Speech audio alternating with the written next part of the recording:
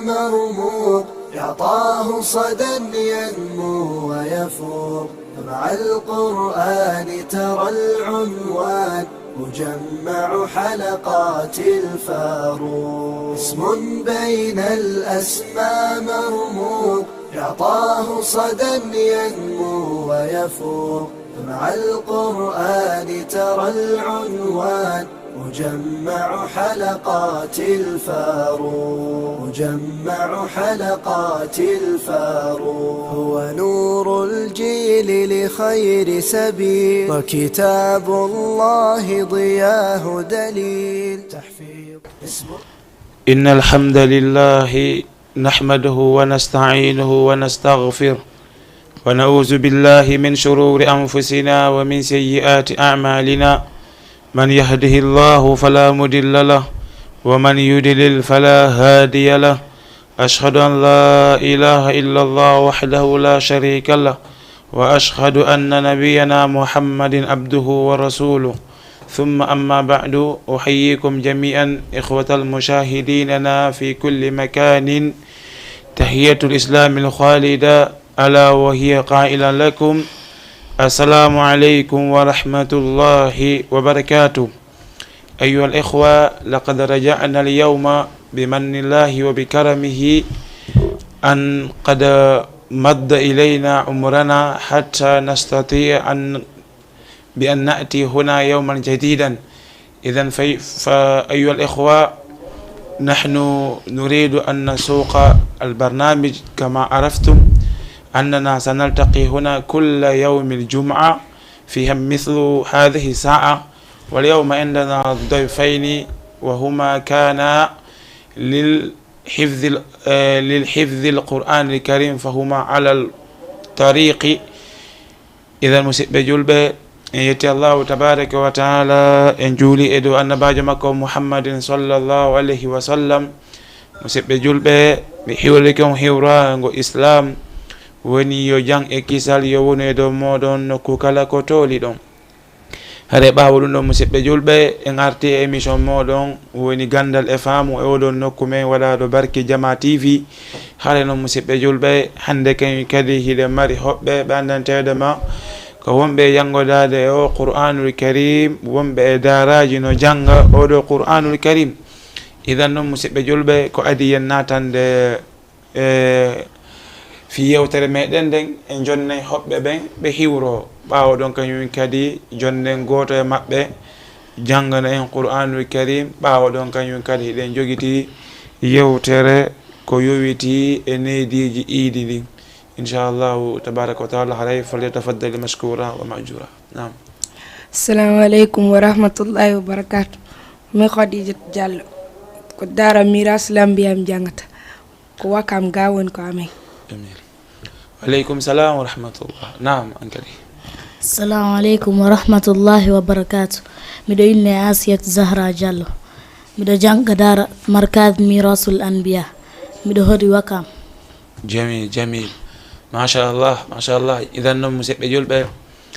ko ɓeɗo woni hoɓɓe meɗen ɓe hande. haray ko adi yen hoccitan e yewtere meɗen nden en jonnay Hajja Khadija Diallo udditana en yoga آية القرآن الكريم. أيوة نعم. أعوذ بالله من الشيطان الرجيم. بسم الله الرحمن الرحيم. طه ما أنزلنا عليك القرآن لتشقى إلا تذكرة لمن يخشى تنزيلا ممن خلق الأرض والسماوات العلى الرحمن على العرش استوى له ما في السماوات وما في الأرض وما بينهما وما تحت الثرى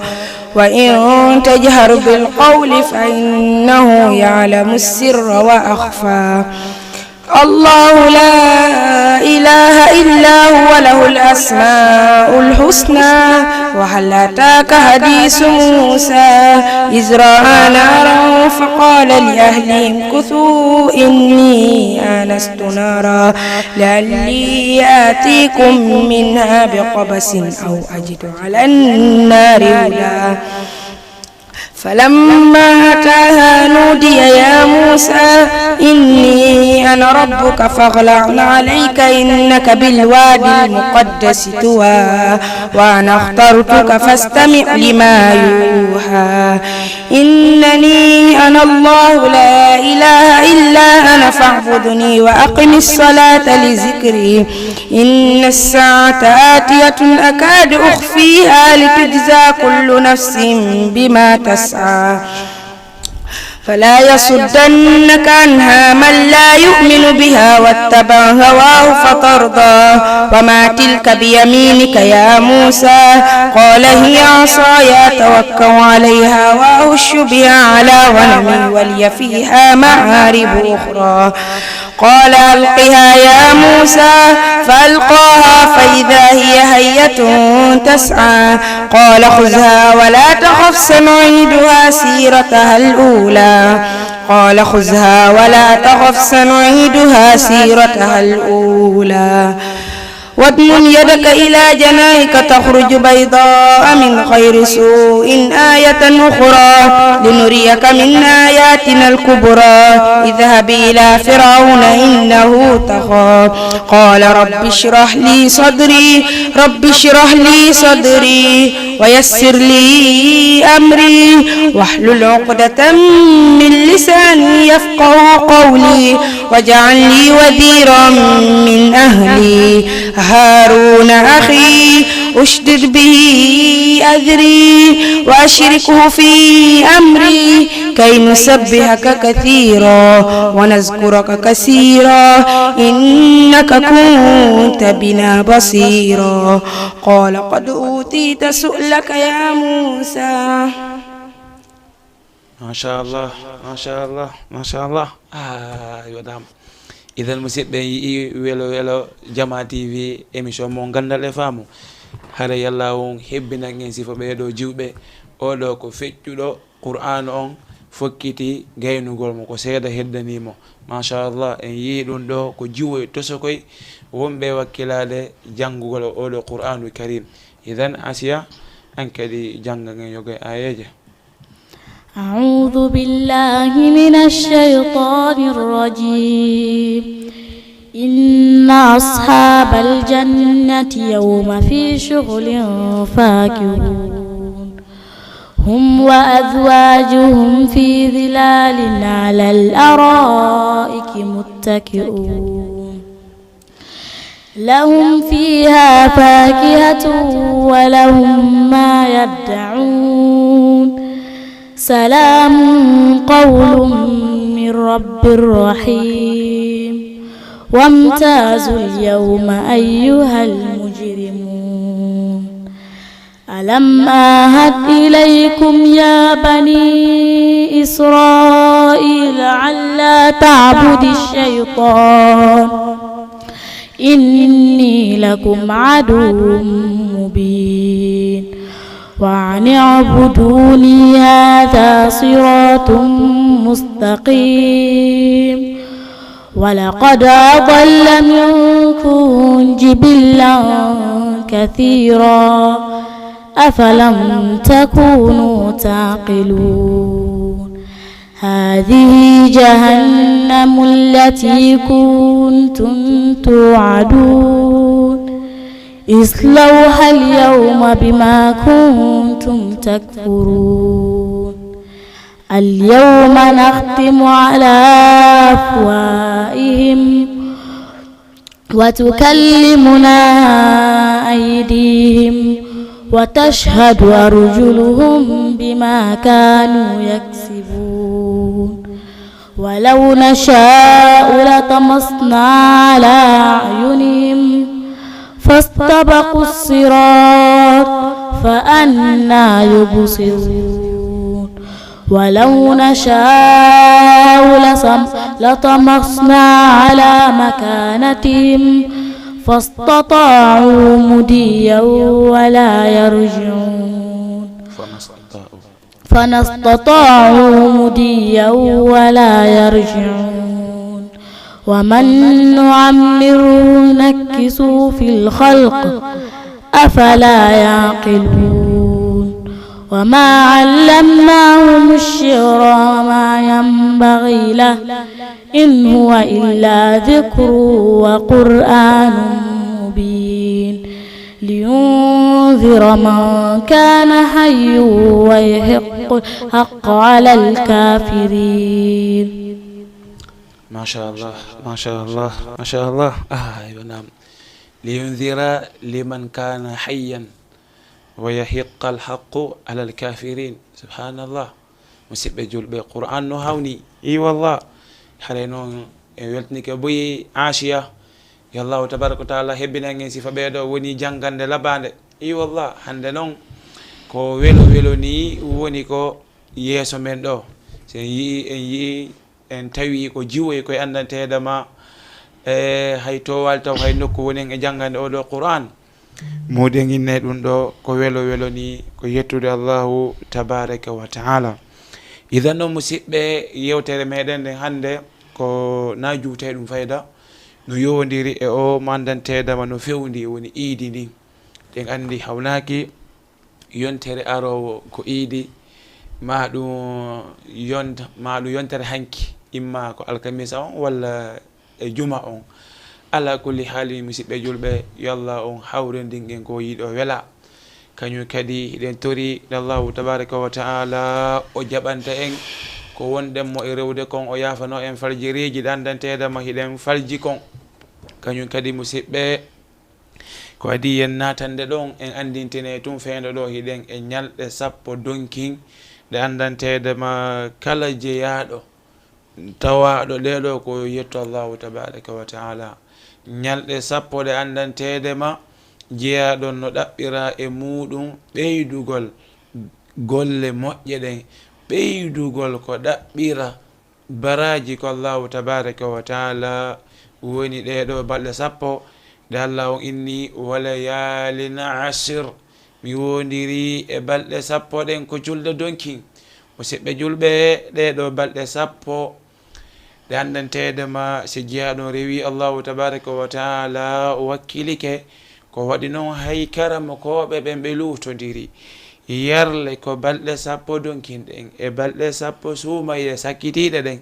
ko honɗe ɓuri moƴƴude karama koɓe ɓurɓe marɗe doole ɓen fof ɓe yaari wo wondanedema ko balɗe sappo donkinɗen ɓuri moƴƴude balɗe sappo ɗen ko suumaye ɓe maki ko waɗi noon ɗeɗo balɗe sappo hino naati e nder lebbi woni wiyeteɗi alhurumu ɗin lebbi ɗandantedema julɓe ɓen no haɗa waɗgole muɗum jihad woni ashhurul hurum lebbi horminaɗi ɗin. idan noon musidɓe julɓe ɗeɗo ñalɗe sappo o jeeyaɗo no duwa ɓeydude rewgol allahu tabaraka wa taala e ɗeɗo balɗe sappo o jeeyaɗo wona okkowo o jeeyaɗo o wona wakkilotoɗo kono tentini noon mo andantedema wawali yahude makka wato eto ronka horude dey ñande arafa so wawi horugol ñande jeenayi e ñande sappo yo waɗu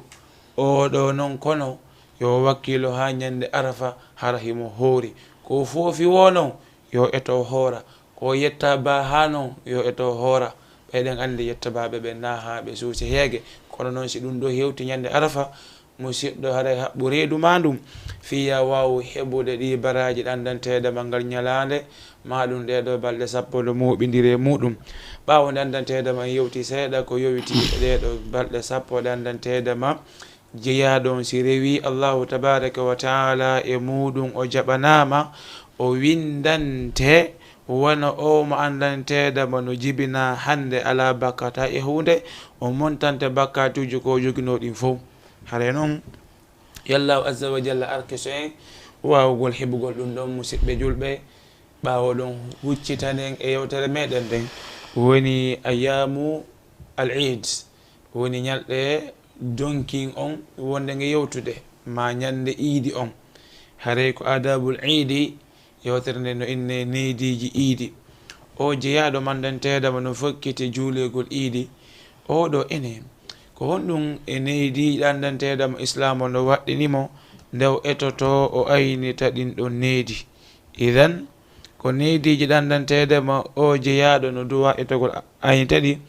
ara nun ɗum ɓe inni ikhraju sadaqa al fitri qabla alkhuruji ila almusalla si tawi noon ko julde suumaye kono on togi yaltinta muudo makko ngon ko adinde o yahata ko juulegol idan ɗum ɗon hiɗen feƴƴi ɗum ɗon wonali e balɗe seeɗani hiɗen gayni fi ko yowodiri kon e ko wiyete kon woni lewru suumaye amma noon needi ɗimmu ko hikki ɗon kon woni al irtisalu lil idayni ko nde jeyaɗo on lootanto wonande iidije ɗen ɗiɗi woni juldeje ɗen ɗiɗi imma ko julde suumaye ma ko julde donki wonɗa e juuloyde jeyaɗo haray looto longal urnoɗa kono noon wona rewɓe ɓen wiya yo urnode ko worɓe ɓen wiya yo ɓe urno haa ɓe ura moƴƴintino haala be noon ɓorno yalta yaha en nokku juuleteɗo on ko ɗum waɗi sen daari ari e hadis mandanteɗo ma ko Bayhaqi woni ko fillimo o yetta an abi Shuayba bi sanadin sahih an zana qala sa'ala rasulullahi aliyan ma sa'ala rajulun aliyan radiyallahu anhu anil ghusli qala ightasil kulla yawmin. oɗo hadis o ƴettama oɗo wiyeteɗo Bayhaqi ɓe ƴettuɗum e oɗo wiyeteɗo abi Shayba. ɗum ɗon tawi hadis on hino iwi e sanadu selluɗo musidɓe julɓe oɗo wiyeteɗo an zazana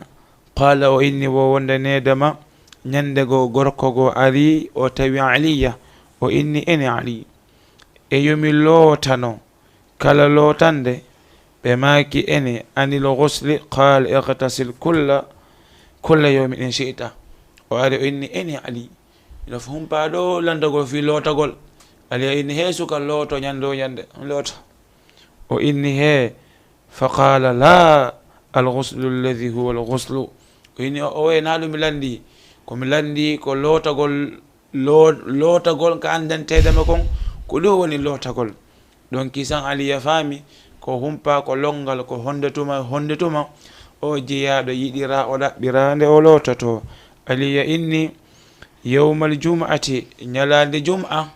lootono longal si yaha ko jum'a wa yawma arafa e ñalande arafa lootano longal ko adi ya yahude e on ɗon nokku ma ko adi yo wetude e ñallal ngal hikki ɗon wa yawmu nahri e ñalande hirsugol ngol woni ñalande julde donkin wa yawmal fitri e ñalande julde suumaye hikka ɗo needi tammu ko jeeyaɗo on ɗaɓɓira ñande julde donki ma ñande julde suumaye allubthu ahsanu thiyabi ko nde jeeyaɗo on ɓornoto conci mum ɓurɗi labeɗe ɗin o jeeyaɗo o ndaara conci makko ɗi andantedema ko ɗin o jogiti tawa ko kanji ɓuri labeɗe o ndaara ɗin ɗon conci o ɓorno musidɓe se ndaari ari hadith mandantedema o ƴettama ibnu abbas radiyallahu anhu qala o inni kana rasulullahi sallallahu alayhi wa sallam yalbasu yawma al-eid burdatan hamra o inni nelaɗon alayhi salatu wasalam ɓe laatino hiɓe ɓorno wanare labande no ñande iidi on musidɗo julɗo ndaaru conci ma ɓurɗi labeɗi ɗin ɓornoɗa yaha ñande iidi ka an yo oɗo jeyaɗo hikkiɗo needi naya ɓunɗum ko ɗaɓɓira o jeyaɗo wonde e yahude juuloygol iidi himo ɗaɓɓira al aklu tamratin qabla al khuruji ila al musalla fi l idi l fitri jeyaɗon no ɗaɓɓira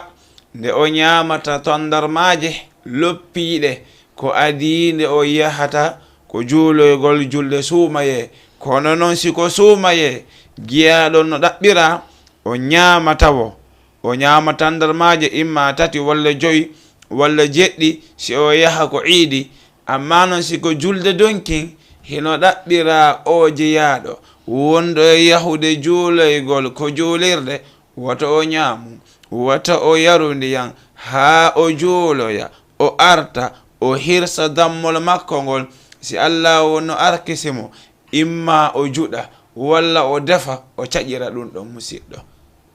banda son faami siko suumaye ñaamu si yaha siko donkin wata ñaamu ha arta hirsa ettoɗa ko attoɗa ñaamude ko ngol dammol ngol Allah o inni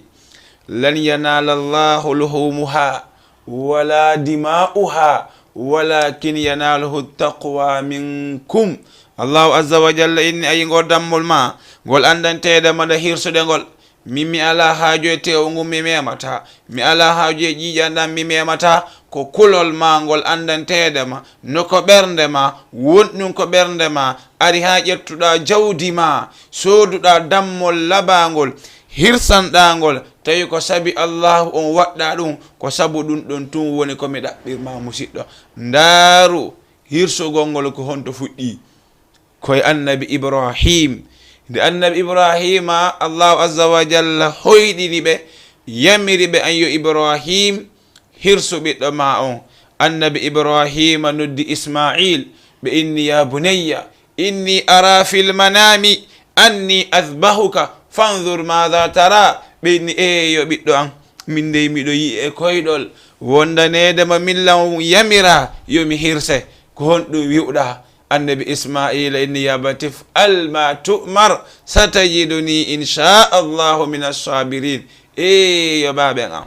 imme kisan hittine waɗon ko yamira ɗon ko on tawelan ko emi muññiɓe ɓen woni komi jeeya. as-sabru innama yuwaffa sabiruna ajrahum bighayri hisabin. ko yoɓete muññiɓe ɓen joddi maɓɓe ndin ala ko kontete. inna allaha ma'a sabirin. Allahu azza wa jalla no wondi eɓe muññiɓe. subhanallah. ɓayi annabi Ismail ɓe jebbilanike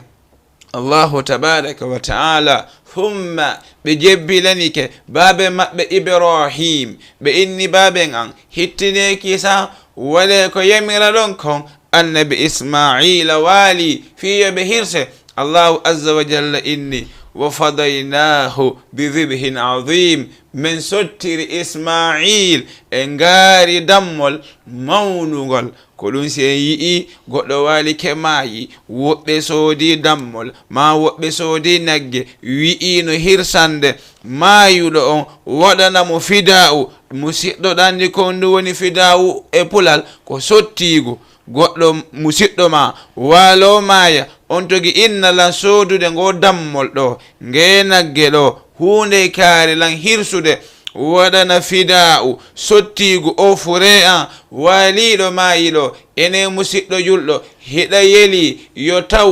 o furema baabe ma nene ma karamoko ma kawu ma bappa ma musidɗo ma waaliɗo maayi on ɗo ene musidɗo hiɗa yeli yo taw o fende ɗo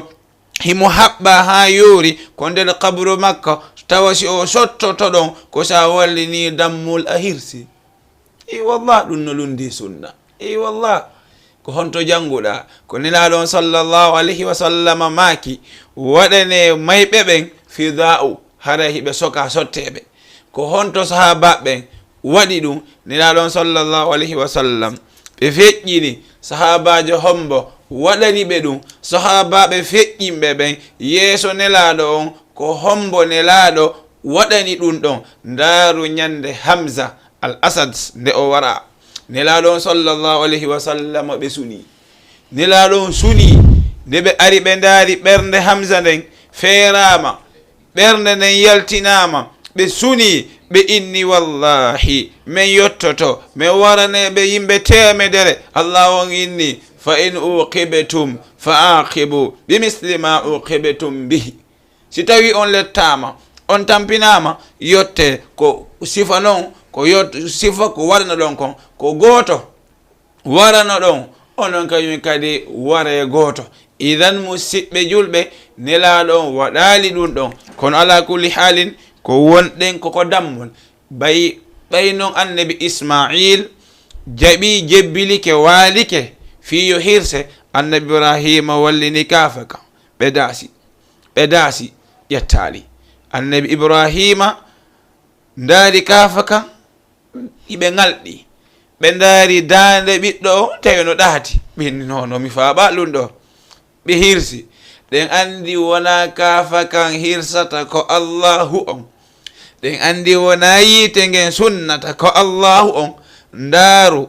nde annabi ibrahima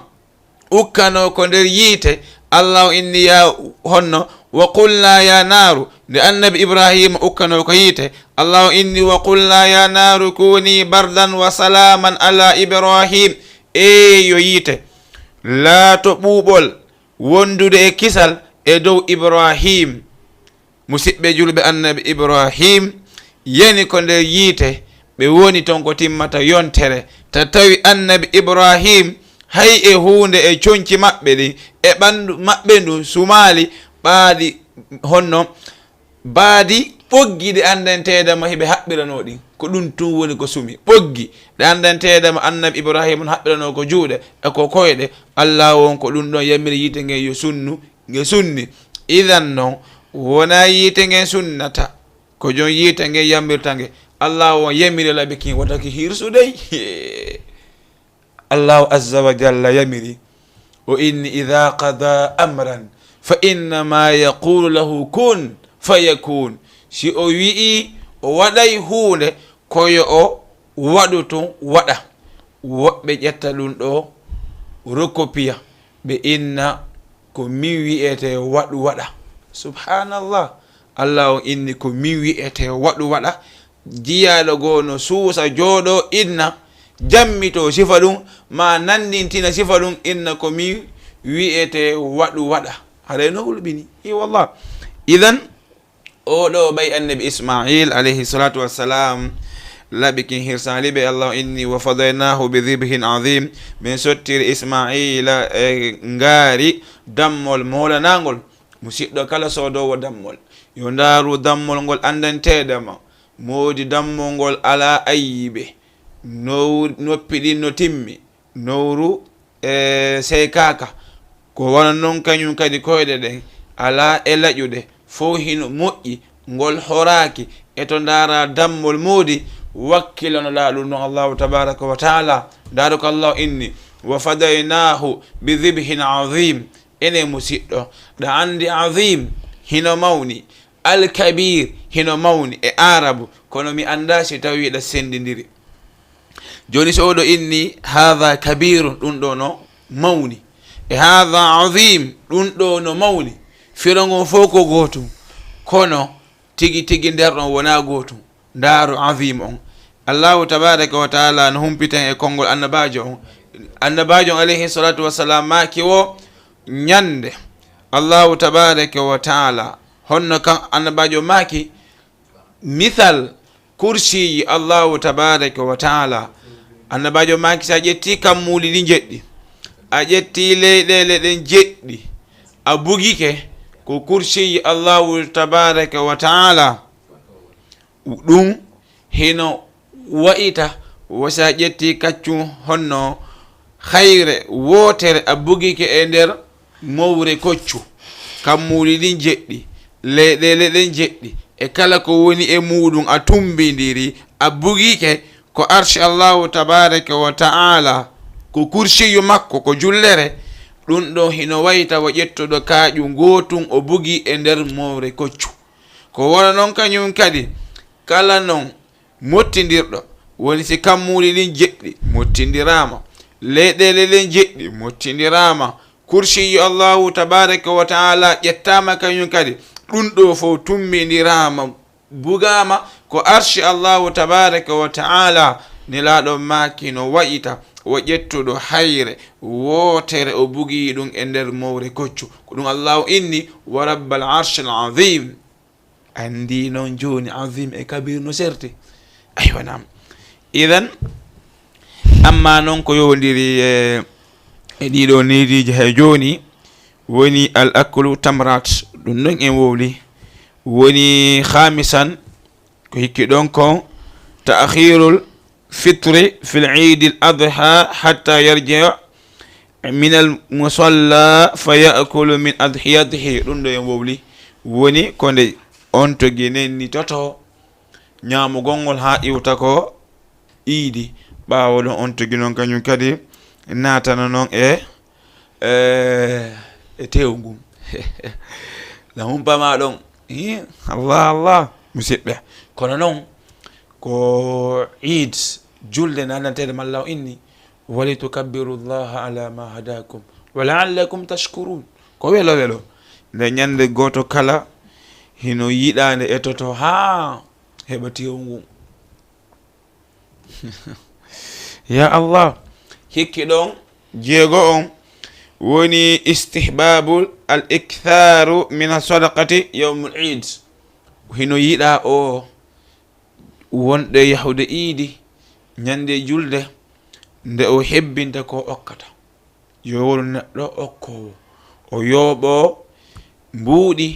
okkora ɓe arɓe ton hino fonti juuɗe ko waɗi noon woɓɓe e maɓɓe ko si heɓiɗon wawa heɓude no hootira ndaara si heɓe maafe julde ko ñande iidi ɓe arata ɓe fonta juuɗe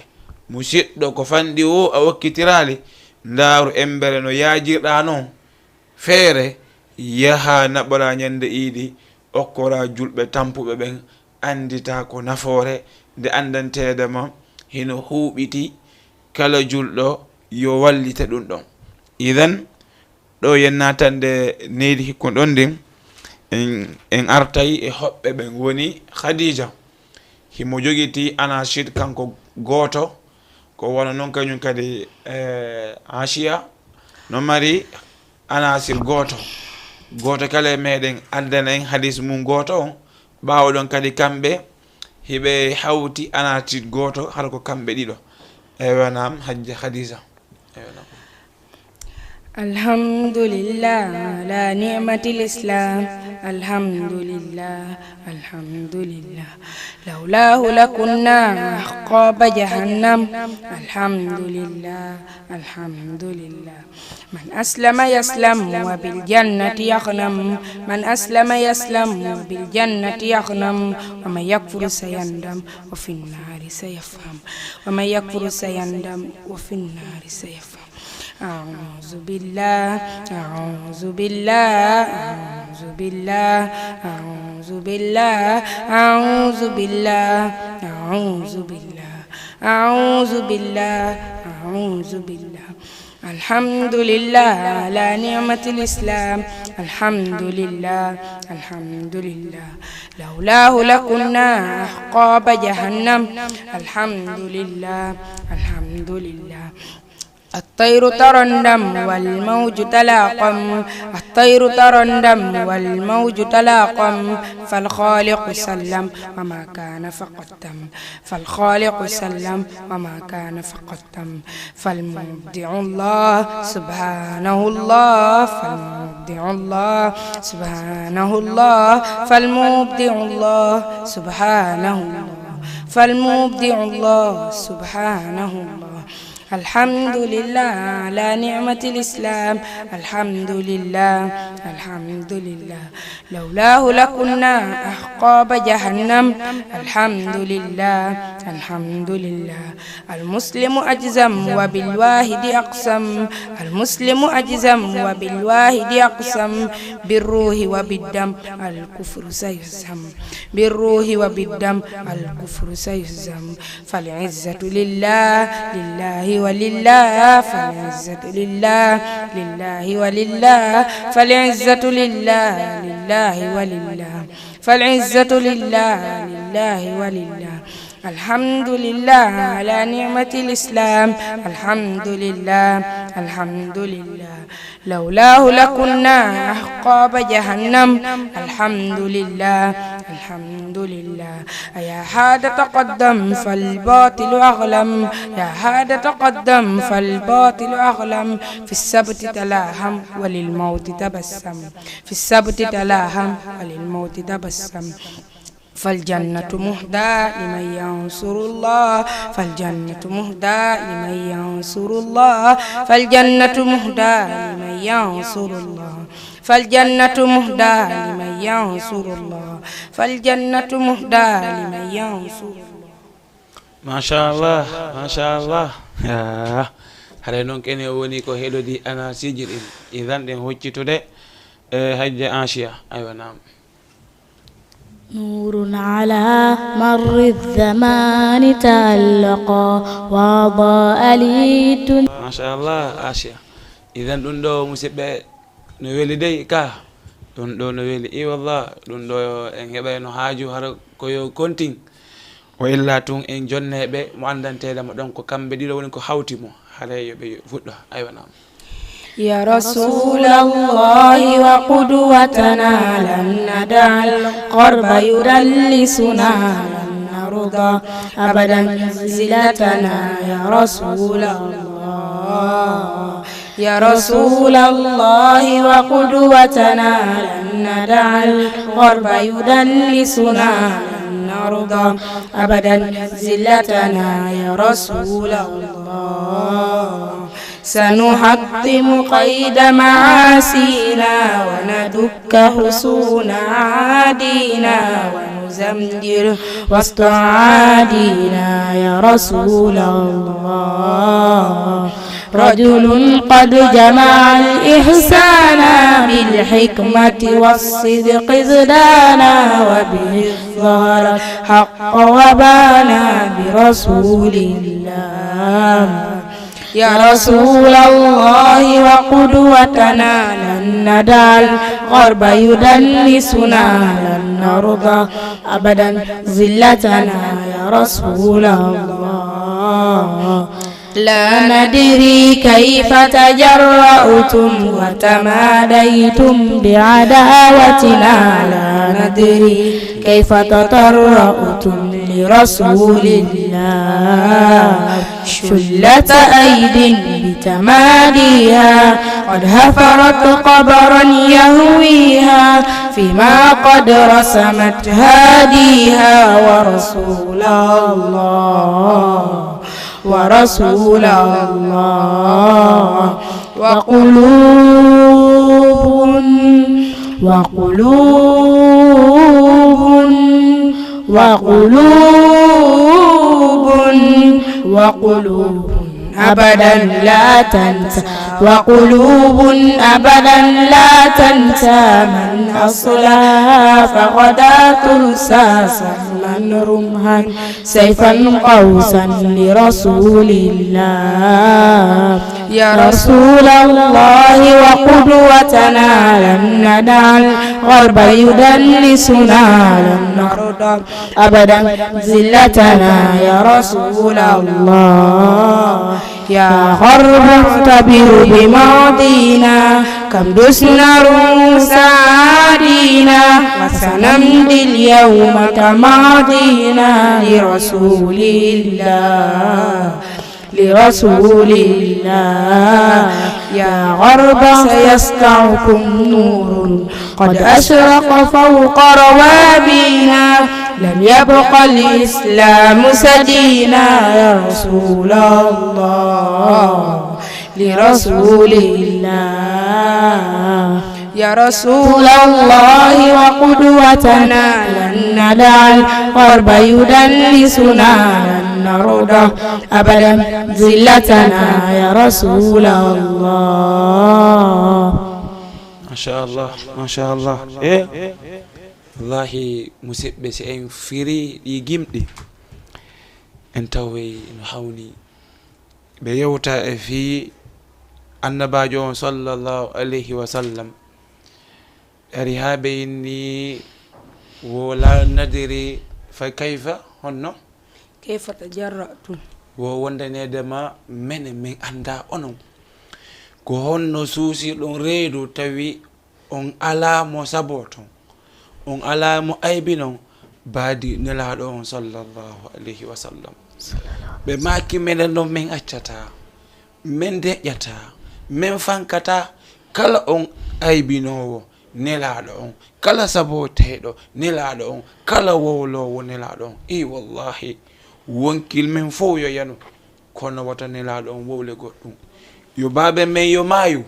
wata nelaɗo wowle goɗɗum yo nene men yo maayu wata nelaɗo wowle goɗɗum en fof en sottori pittali meɗen ɗin nelaɗo on sallallahu alayhi wa sallam musidɗo ɗandi ko hombo woni nelaɗo on musidɗo ɗandi ko hombo woni muhammadin sallallahu alayhi wa sallam ko ɓe woni ñande tawi annabaɓe fof goto suusali wowlude, goto suusali ɓantude konngol, goto suusali memminade ñalade dargal ko ɓe immoyto ɓe suuya ɓe sujja ɓe inna allahu tabaraka wa taala mofte an ɗen. allahu ñaawu wallitoɗa mofte an ɗen. annabi Musa maaki konngol wo mi yelinoke min haranami annabajo kono komi wonaynoɗo e mofte Muhammadin sallallahu alayhi wa sallam. Subhanallah, mo heɓi o nelaɗo, mo iwtiri ɓawo o nelaɗo, mo ñentini nelaɗo on, mo ñentini ɓe nguure nelaɗo on ha wali kemayi musidɗo. Wallah ene hiɗa andi dambugal aljanna udditota ko fondanede mo nelaɗon alal ha ko dambugal konkisi ɓe udditane. ɗa andi ko o nelaɗo sallallahu alayhi wa sallam woni mo andantede ma hino okkano hunde ko aduna sali gollitirde jogiti ɗum laakara fi mofte maɓɓe ɗen. kala nelaɗo ko okkano hunde wotere si torike Allah on jaabinante goto kala gollitirno ɗum ɗon si waali maayi. nelaɗo on sallallahu alayhi wa sallam inni min mi gollitirta ɗum ko aduna, ko ñalande dargal mi gollitinta ɗum fi mofte an ɗen musidɗo. annabajo on sallallahu alayhi wa sallam musidɗo mo yiɗi nelaɗo on, waɗi nelaɗo on ko ɓernde mum hay hunde ala ko heƴata ɗon musidɗo. wallahi si tawino nano ƴettirnoɗe ni yewtere fi iidi mi ɓerdam fof gayni huccitude e nelaɗo on, ɓerdam fof gayni wonde ta honno wippikelan ko jiwoy koye addike on. ɗum wippikelan hakkille ɗen woni wippikelan ɓernde nden. to tawi mi lerɗi hayyen yewtu fi o nelaɗo sallallahu alayhi wa sallam. ɗandi o nelaɗo ma ko kamɓe woni hombo ko nelaɗo ma woni ñande ɓe walaynoɓe maaya ɓay ɓe daari ɓe tawi mayde no muusi ɓeni allahu on mi ronditike feccere muuseyndi mayde e tagoran nden fof jonnan e tagore ma nden mofte an ɗen feccere muuseyndi mayde mi ronditike jonnan.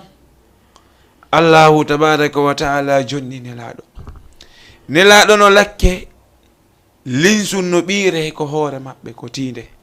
ɗum hino haame hama ha siyo wangal heewi lakkere. nelaɗo fini ɗiwti ɓe inni ala wa inna lil mawti la shakarat ɓe inni kawe emba mayde no mari paɗɗe, emba mayde no muusi. ko nelaɗon woni ko ronditani ma feccere musidɗo mayde muusugol. kera yi'aɗi si wi'ama malakal mawti warto o eɓɓay ha o tawa o tanata o inna allahu on sinnolan anduno mayde ko ni muusiri mi inneno allah o yamir goɗɗo go hara wona min hakke ma no mayde muusiri sallallahu alayhi wa sallam. musidɗo juulu e dow nelaɗo ma on si a juuli e dow maɓɓe laawol allah on juula e dow maɗa laaɓi sappo musidɗo sallallahu alayhi wa sallam. musidɓe no e needi jeetati on e yahugol ko iidi woni aldhihabu ila almusalla al iid machiyan o jeyaɗo wonde yahude ko iidi ko yo yahu hara himo seppa. si tawi nokku on pooɗakimo ha ko ɗum ɓuri moƴƴude ko yo seppu. kadi si o rewi e ngol laawol ɗo simo artude wato rewtuɗo yo rew ngol laawol ga. ɗum ɗon koye sunna yeya yaara e laawol artira e laawol ñande iidi hara ɗum ɗon no laɓɓina hino ɗaɓɓa hino yiɗa. ko won noon kañum kadi musidɗo hiɗa yiɗa ma hino yiɗa nde rewɓe ɓen kañum kadi yaltoto rewɓen yalta ɓe yaha ko juulogol iidi woni istihbabu lkhuruju nisai li solati lidi bila tazayyunin. hala noon rewɓe ɓen cuɗaki, ɓe labinali, makiyadaki, ɓornaki ɓornateri mo andantedema wippitay hakkille worɓe ɓen e maɓɓe, ɓe yaha ɓe juula ɓe maki wala tabarrujin. wata o ɓorno conci ɗewluɗi, wata o ɓorno conci ɗe andantedema no jalbita kanko oɗo sonnajo. wala tatayyubu, wata sonnajo on waɗu parfum, wata o urno o yaha juulugol iidi. musidɗo, wata sonnajo urno yalta. nenaɗo maaki sallallahu alayhi wa sallam ayyuma mra'atin ista'tarat fa marrat ila qaumin liyajidu rihaha fa hiya zaniya. ɓe maaki kala sonnajo mo andantede mo waɗi urnateri parfum on, o rewi e worɓe fiyoɓe heɓu urngol iwrugol e makko, wo windete makko oɗo ko waɗɗo zina. musidɗo julɗo, an yo bandirawo an, wata jillodir e worɓe ɓe ñande iidi, wata urno e ñande iidi, wata ɓorno conci labaɗi jalbi hentiɗi ɗewluɗi. an yo bandirawo e ñande iidi ko waɗi sina ɗum a yahay domugol baraji wontanama bakkatuji, te tawi nde ñande ko ñande nde jeeyaɓe ɓe yafante bakkatuji. idan ko wona noon kañum kadi needi hikkendi ɗon ndin e ñande iidi atakbiratu ayamul id, woni kabbirangoji ɗin ñande iidi, ñande julde e ɗeɗo 10 jours sakkitiɗen fof on tigi no duwa kabbirde allahu akbar allahu akbar walillahi alhamd, allahu akbar la ilaha illallah, safala ɓeyda allahu akbar kabira walhamdulillahi kathira wa subhanallahi bukratan wa asila. saga nde ɓeya yawɓe hajjuɓen nde ɓe inna labbayk allahumma labbayk labbayk la sharika laka labbayk innal hamda wan ni'mata laka wal mulk la sharika lak labbayk allahumma labbayk labbayk la sharika laka labbayk innal hamda wan ni'mata laka wal mulk la sharika lak. har anda joɗiga ɗa inna allahu akbaru kabira walhamdulillahi kathira wa subhanallahi bukratan wa asila. musidɗo, ko ɗum allahu inni walitukabbiru llaha ala ma hadakum wa la'allakum tashkurun. jeyaɗon duumo e kabbiragoji ɗin ha gayne iidi. musidɗo, woɓɓe no waɗa farjere ñande iidi woni ɓurɓe hewde ɓen koyoɓe habbo imam on ha o gayna juulude, ɓe yalta ɓe yaha tawa ɓe heɗitaki khutba on. ɗum waɗetaki musidɗo, ko hawjuɗa o khutba on ko farilla e dow maɗa ya heɗo mo, ko ya jooɗo heɗoɗamo. khutba juma ko yo atore, khutba iidi ko yo sakkitore. kanji ɗiɗi noon no waɗɗima an yahuɗo on nde heɗitotoɗaɗi ko ayyo musidɗo. idan ɓawo ɗon nde andantedema o allahu tabaraka wa taala arkisimo ɗum ɗon ko ɗum si allahu inni wadhkurullah fi ayamin ma'dudatin, janto inde allahu tabaraka wa taala subbinkinoɗa allahu on e ɗeɗo ñalɗe ɗe andantedema ko limaɗe. haray hikka ɗon al udhiya woni hirsateri on. ɓawo nde o ɗo andantedem allahu arkisimo hirsateri ko hirsa ko honno hirsirte, kono ko ɓola ɗaɓɓirede ngaari baalir sa heɓi waɗu ɗum. kono noon kadi mo heɓi nagge walla ko ɓuri ɗum hirsi wi'etake ala ɗum ɗon kañum kadi wona ella noon. kono on tagi joni hirsugol ngol no wondi e needi, ɗe gandi allahu tabaraka wa taala no humpitan e konngol annabajo on wama yantiqu anil hawa in huwa illa wahyun yuha sallallahu alayhi wa sallam ma sallallahu alayhi wa sallam inna allaha kataba al ihsana ala kulli shay'in neɗo maki allahu azza wa jalla farli allahu tabaraka wa taala o farli nde jeyaɗo on o moƴƴoto e dow kala hunde ɓe maki fa ida qataltum fa ahsinu lqitlata siɗon warde kullunkum moƴƴine labine ko waraton kon si ndowru ñamima jawdi ƴakkima mbuuɗi ɗin tufima maaro kon naati ko ñametema a nangi ndowru ndun luubo ndu laawol gotol ndu ɓutta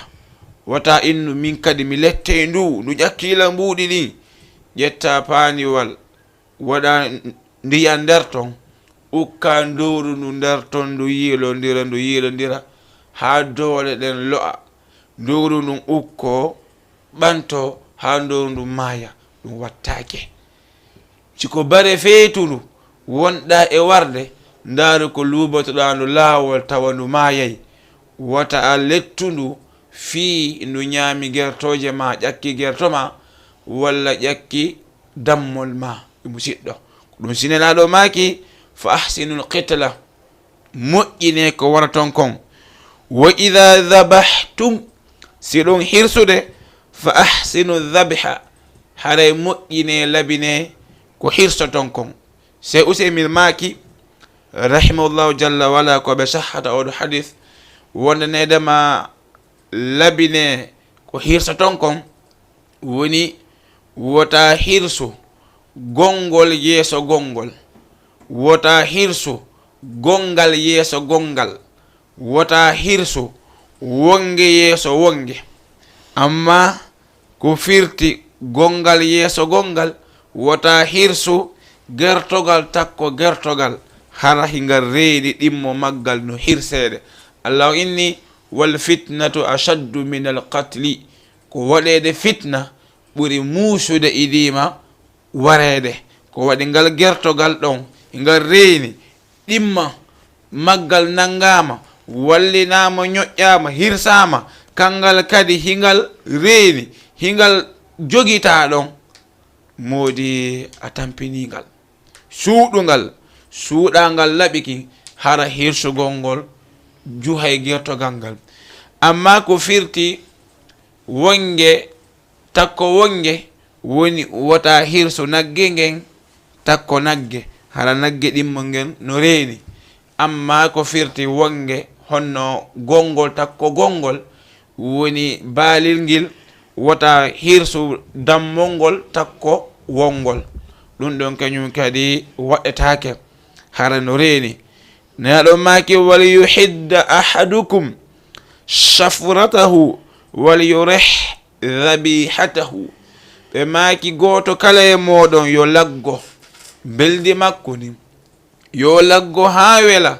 kaafa makko kan yo laggo ha wela laɓi makko ki hara o wallinay ko dande tun so inni bismillahi o wallini ko dande tun hara e laɓikin no hewtoyde ley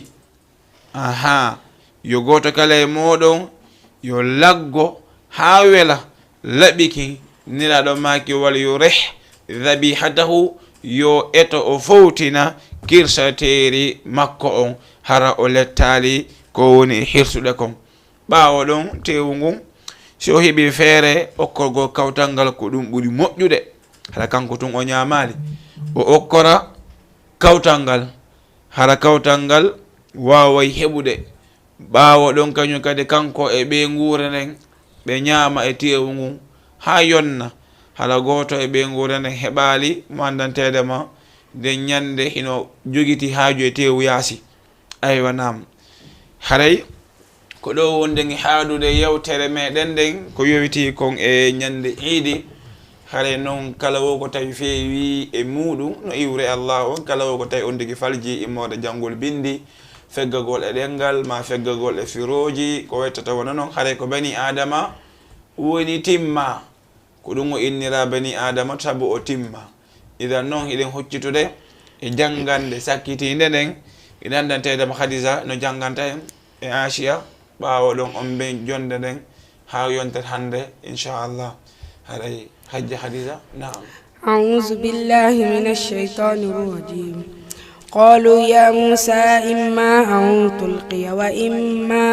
وإما أن نكون أول من ألقى قال بل ألقوا فإذا هبالهم وعصيهم يخيل إليه من سحرهم أنها تسعى فأوجس في نفسه خيفة موسى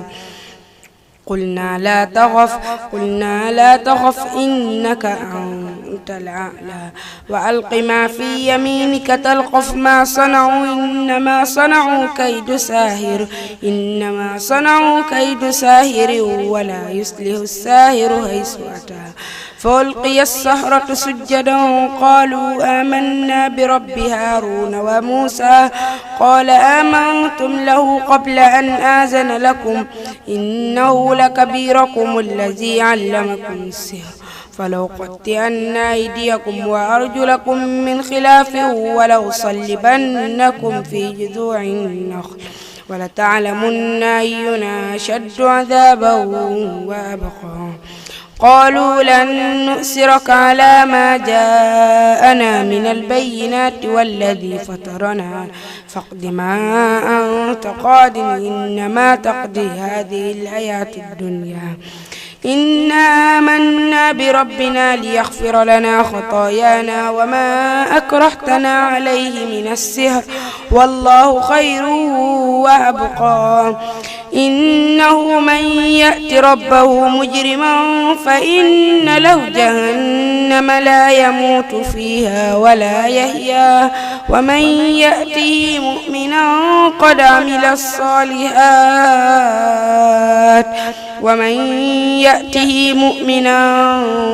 قد عمل الصالحات فأولئك لهم الدرجات العلى جنات عدن تجري من تحتها الأنهار خالدين فيها وذلك جزاء من تزكى. ما شاء الله Khadija tinnike hawriti ara yallahu ɓeydu gandanga wala barke moɗon. أيوة نعم هيك لون آسيا.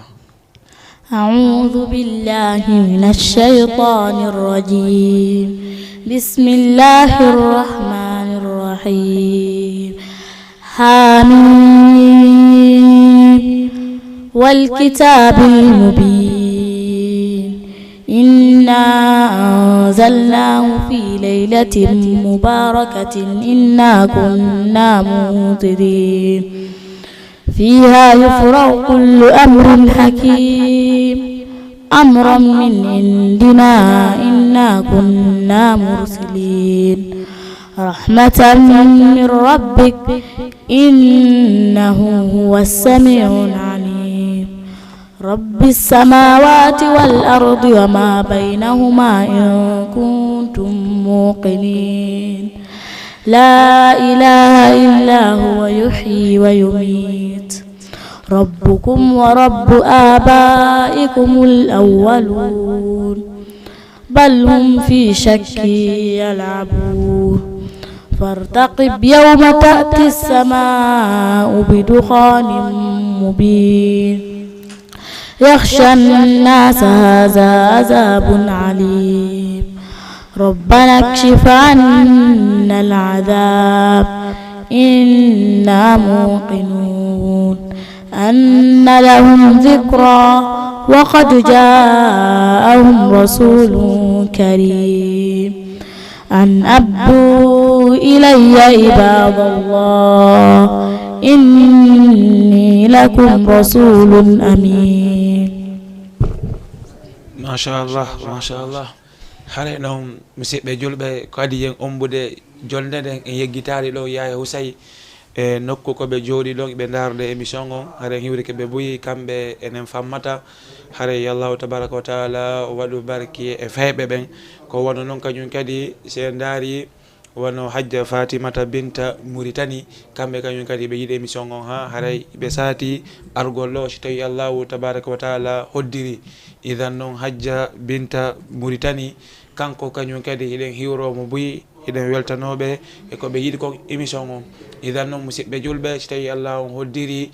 o yiiɗi o wela en e yontere hande kala wo ko yiwɗon ɗo labama faame koye allah on iwri wona e on togi. kala wo ko tawɗon ɗo yiiɗo e muɗum farjere ma ko walanaki on haray meɗen yaafini bani adama on timma. haray en yontere hande émission moɗon on e Jama TV e gandal e faamu kono kadi yen fermude yallah on waɗu barki e télé on waɗa barki e jooma télé on junna ɓe balɗe junnana ɓe mawɓe maɓɓe ɓe balɗe yo allahu tabaraka wa taala hewtinan e nokku on nokku koyen tañƴinanoki hewtugol yo allahu tabaraka wa taala yanñu nokku on allahu tabaraka wa taala yo waɗu barki e nokku on danda e kala ko wonata hino sakko nokku on yo allahu tabaraka wa taala yo woni ballo o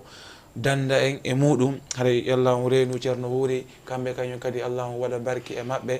ɓeydana ɓe waɗa barke feɓɓen fof. aqulu ma tasmau min adhicre wal ayati wa salli llahuma wa sallim ala nabina muhammadin wa ala alihi wa sahbihi wa sallam. assalamu aleykum wa rahmatullahi wa barakatuh. اسم بين الأسماء مرموق